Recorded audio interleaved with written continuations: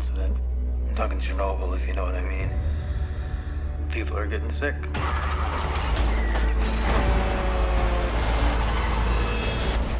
gotta help us, Claire. Let the world know what's really going on.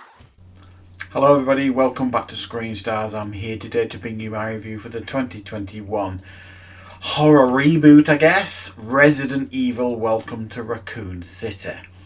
A film that is written and directed by Johannes Roberts, and it stars Kea Scodelario, Robbie Amell, Hannah Jones Kamen, and we have Tom Hooper, Evan Yogia and Neil McDonough. Right. As I mentioned, this is, I guess, the reboot of the Resident Evil franchise.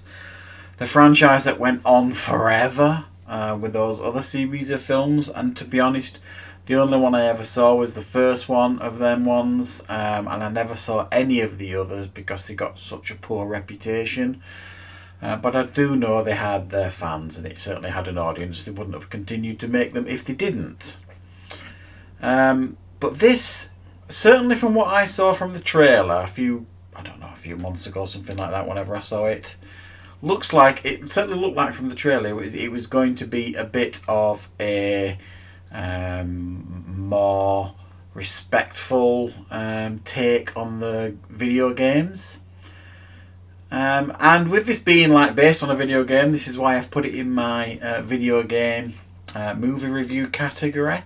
Now, my relationship with the Resident Evil franchise as a video game is a bit scattered, really. I'm not a massive fan of horror games, generally speaking, but I did play quite a few of the Resident Evil games when I was younger, on the original PlayStation 1 and on PlayStation 2. So I have memories of playing certainly the first three, but these last few years I've not bothered with any of the reboots, not the reboots, the remasters, remakes, whatever you want to call them, of Resident Evil 2 and 3 and things like that.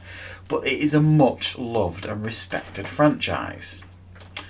And here in this film, it's a familiar story, really. It's a bit messy, the story here, but ultimately Claire Redfield returns to Raccoon City. Her brother Chris is a police officer there, and she's there to expose the truth about the Umbrella Corporation, as she believes they are slowly poisoning the population.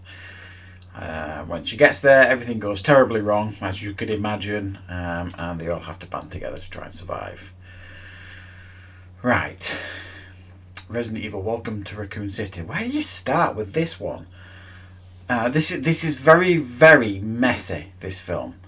There's things here wrong with this film, and I can understand probably why it's getting a lot of flack. I don't know really if it's getting a lot of flack, but judging by some of the review scores I'm seeing, it's kind of missing the mark for a lot of people, and I can completely understand that. But there are aspects of this film that I do think are warrant a bit of merit, if you like. I think it does hark back to the original video game particularly well at times. I thought some of the set design was excellent. I mean, the design of Raccoon City and the mansion and things like that all look pretty faithful.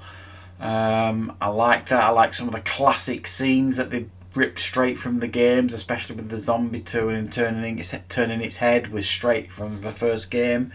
So at times it felt spot on. And I thought they got the tone and the mood just right very occasionally on this film, but just not enough, which is a real shame, I think. Ultimately, like I say, I'm not a massive fanboy of the Resident Evil games, so I don't know all the stories, I don't know the characters inside out or anything like that, but I do all the names. Claire Redfield, Chris Redfield, Jill Valentine and Leon Kennedy are all names that are familiar to me as a casual player of the Resident Evil games, and probably much more so to anybody that really loves this franchise. But they're all here in this film, and there's not enough for any of them to do. They're crammed into this film, and these are all like leading characters, and to some degree they got their own time to shine in each of the games. There's not enough for the characters to do here, and the writing, I think, is so poor. The dialogue and the script is really, really substandard for the most part, so nobody's got anything really particularly interesting to say at all. And at times it just tries too hard, this film, and it ends up becoming a bit disjointed because it's not sure if it wants to be an action film and it's not sure if it wants to be a horror film, and it's not quite good at either of them. There's some flashbacks as well in the film that the film just doesn't need at all, and there's some really bad CGI occasionally, which is a shame because there are some effects in this film that I think are pretty decent. Some of the zombie effects are okay, absolutely fine actually, some of them, the practical stuff that we see. And then there's some CGI in the film, especially this big creature at the end was god awful.